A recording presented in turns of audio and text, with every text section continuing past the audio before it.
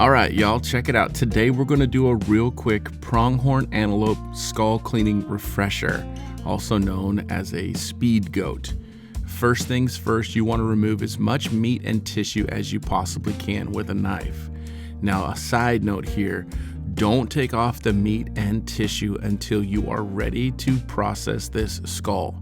So if you're traveling from state to state and you've removed all the hide and meat, you're going to have a very poor result because all that oil and grease that's in the flesh is going to get into the bone.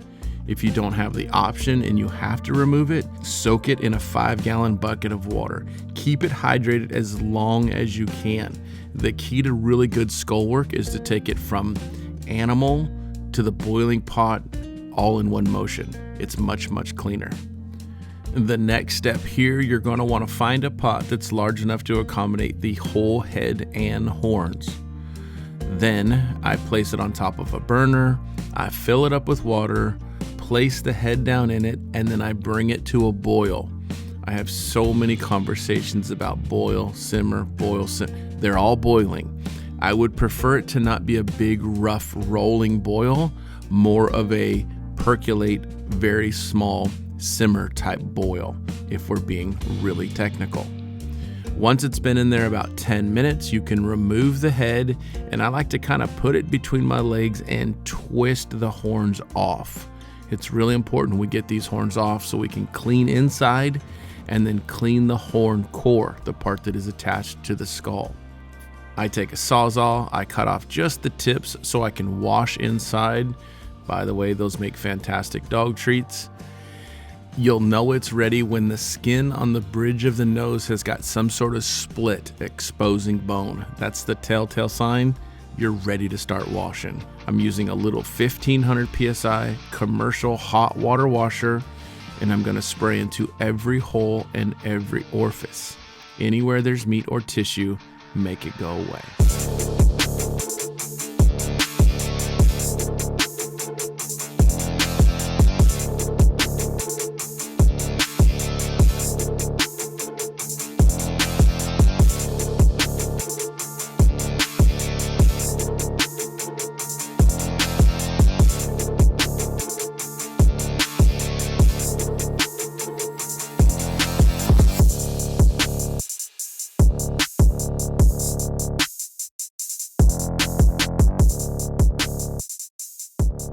Y'all, here I'm popping out the ear butts, right? The auditory bowl or the ear canal. I stick a little screwdriver in there, pop, they come right out. And then I take a little 5/8 wafer bit in a little drill motor and I just clean that hole up nice and clean. That lets the brain and all the connective stuff kind of ease its way out of there, makes for a nice finished hole. And then I know I got nothing hiding up in there that shouldn't be. This is a great practice if you're not caught up in having those in there, which you never see from the front. Take them out.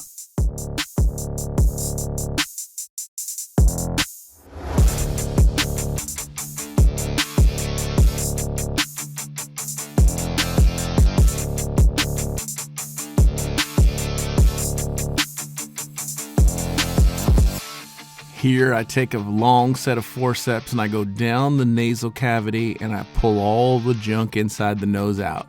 If you like it in there, leave it. I prefer it out and I know it's good and clean.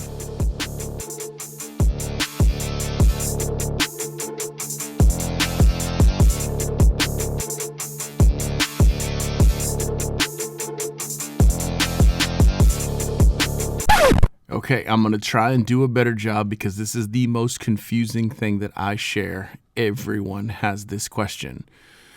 In this case, on this antelope, which is approximately 4.5 years old, I'm going to take 1/2 gallon of aqua silk that I buy at the pool supply. This is 27% by volume peroxide. And I'm going to add that to 3 gallons of water. And then I'm going to bring it to a boil to help whiten and degrease. That whole process should take 10 minutes from the time I start the heat until the time I pull the skull. I hope that helps. After it's spent about that 10 minutes in that peroxide mixture at a super warm temperature or a boil, Almost anything attached to that skull will rinse right off.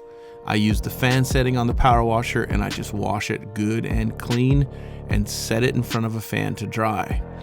Then I take and I wash the inside and outside of the horn just to make sure everything is good and clean, there's nothing on it. And then I set it over my horn dryer, and I'll show you that now. This is just a boot dryer that I bought from Amazon.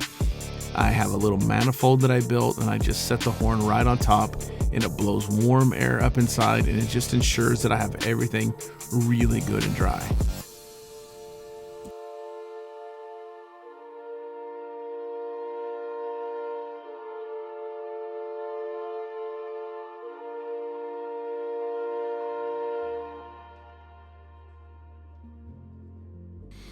After 24 hours on the dryer and the skull in front of the fan, it is ready to mop and glow. This is just a flooring product that your grandmother may have used on her linoleum. It's very difficult to find in a couple of different countries. I've heard that over and over. I'm going to screenshot a picture of the back of the bottle so you can try and match up ingredients for whatever you have, say, in your country. I put a coat on the horns in and out, on the skull in and out, and in 10 minutes, I Bondo the horns back on. This is regular old automotive Bondo. I mix up a really hot batch. I delicately put it on the inside of the horn, slide it over the horn core, and you've got yourself a finished product. Antelope skull cleaning done. 24 hours from when it gets home to when it goes on the pedestal or the wall or whatever. The reason I go over and over and over with these films and show you the same thing over and over is because I'm trying to encourage you to do your own skull work. Get out there and work at it. You can do it. There's literally thousands of you have started businesses and send letters of encouragement and emails, and I finally figured out how to DM everybody back. Thank you for all the positive. Thank you for everything that you're sharing with me. You could do it from the beginning and you just needed a little push, and so thank you, because by me pushing you, you're pushing me. All the boats in the lake go up. I love you. Be kind to one another. Have you guys met Spike?